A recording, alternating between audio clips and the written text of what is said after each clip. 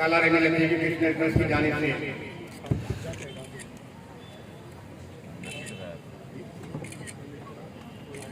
محترم حافظ يستوي أصحاب النار وأصحاب الجنة أصحاب الجنة هم الفائزون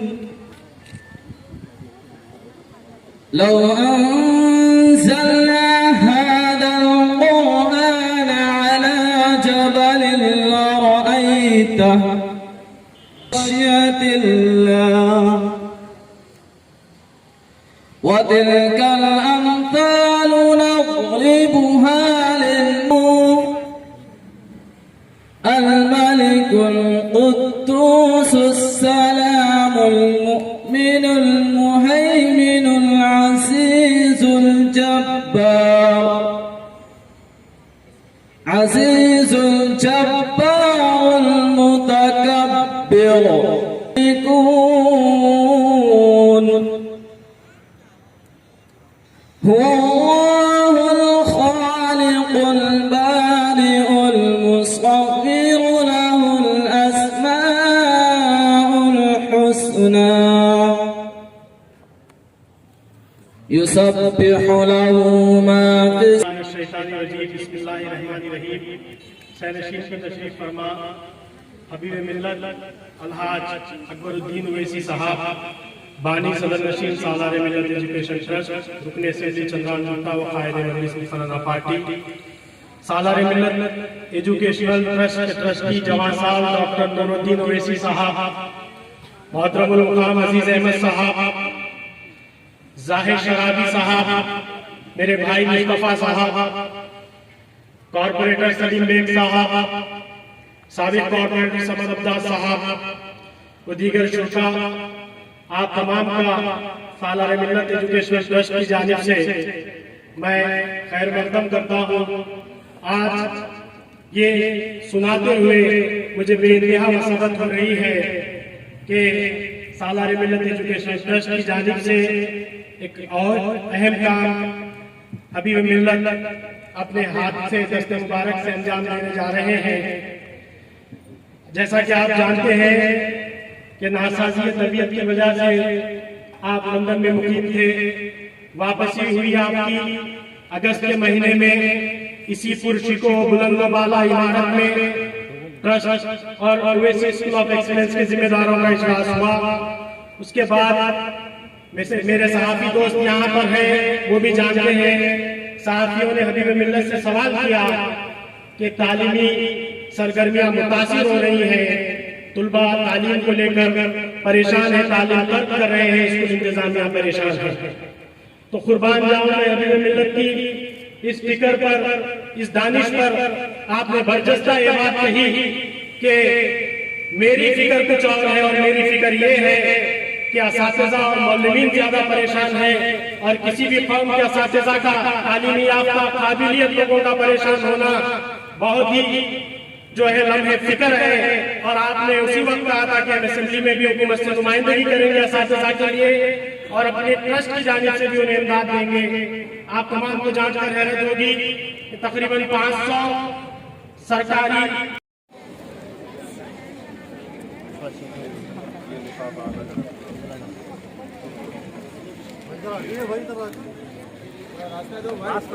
کیسا جائیں گے؟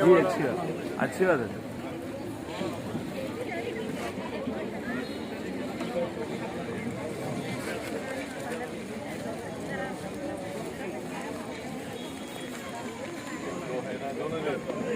دو ہے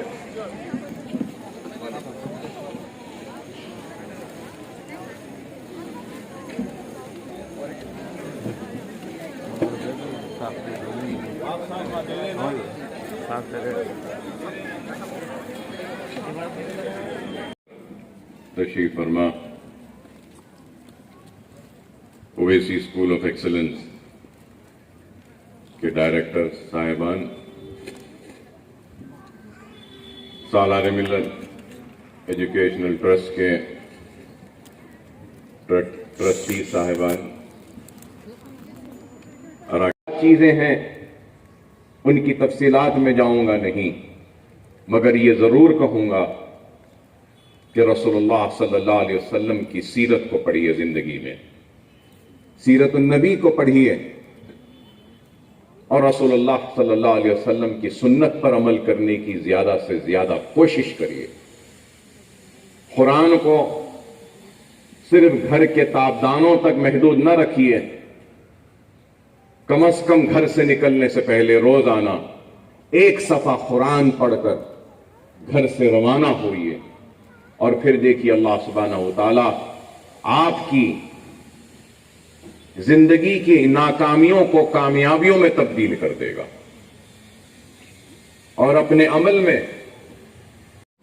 और सुनने वाले बुजुर्गों, नौजवान साथियों और मेरी इज्जत माब पर्दा नशीन माँ और बहनों, सबसे पहले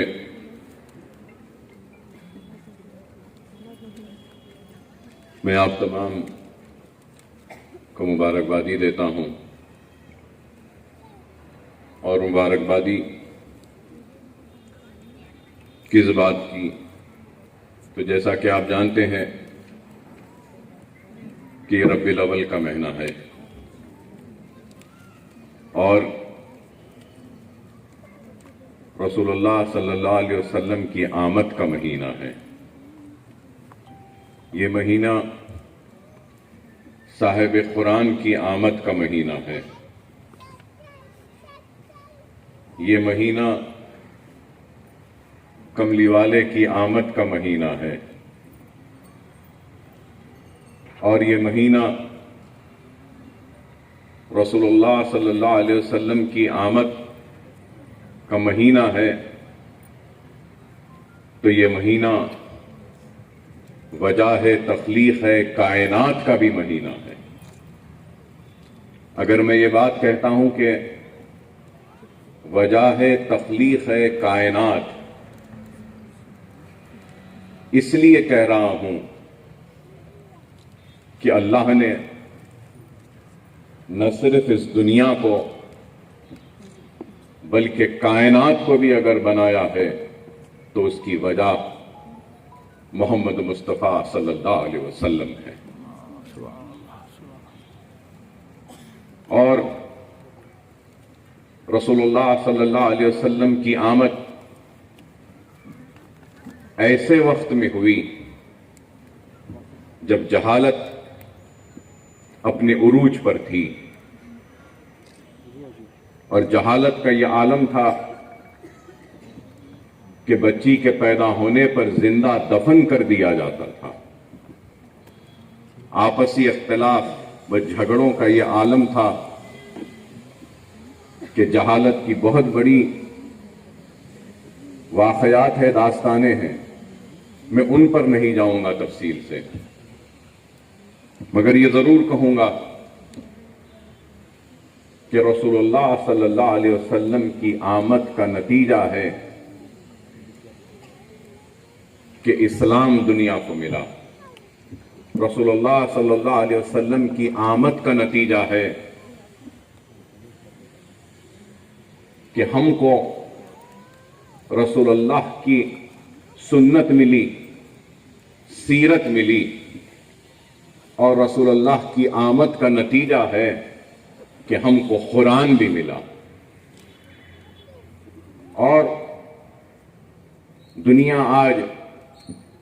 इस्लाम को बदनाम करती है और कई बातें, झूठी बातें इस्लाम से जोड़ देती हैं,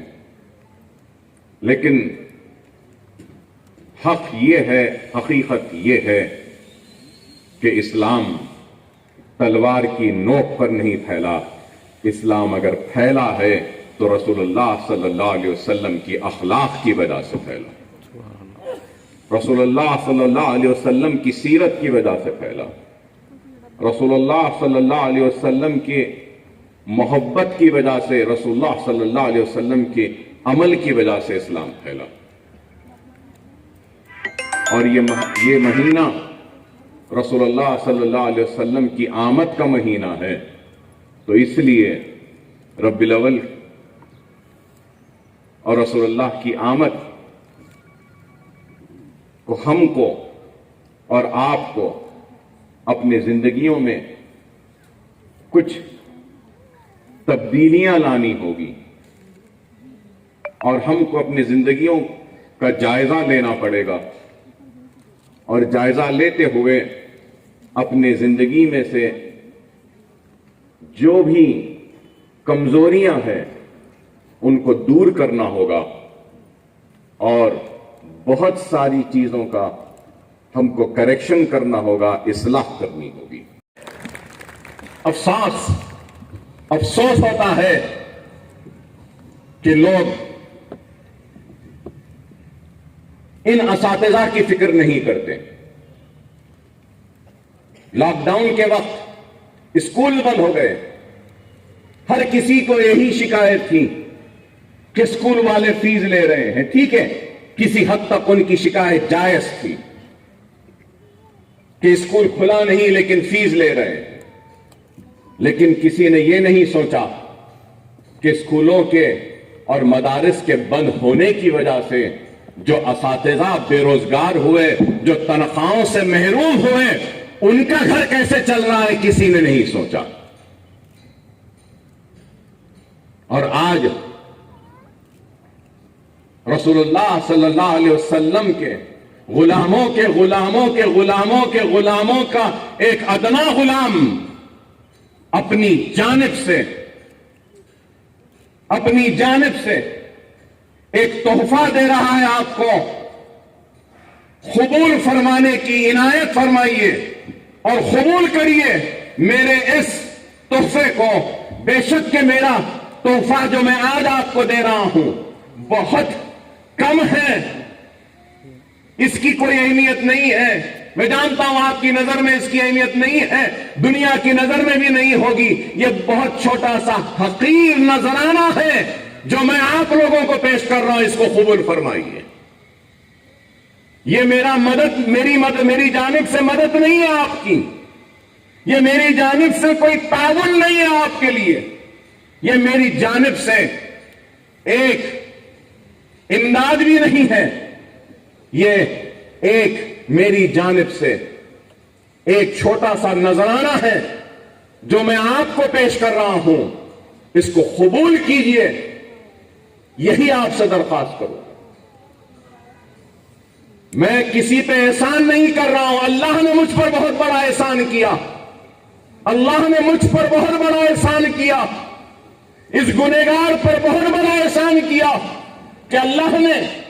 میرے بچوں کو یتیم ہونے سے بچایا آپ کی دعاؤں کی وجہ سے.